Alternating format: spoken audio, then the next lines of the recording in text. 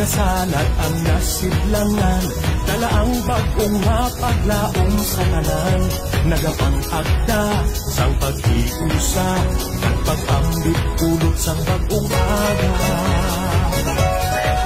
Ang sanaaw nga nakuhag sang kadulong, nagaiwag liwat sa atong nagdugong.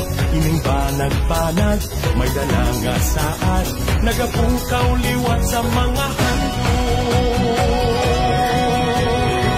Dali na magsingadya, kay nag-abot na ang bagong adlaw sa atong probinsya. Apan Senegrense, kagsug-alawon, panibagong panaan ng putlak karon.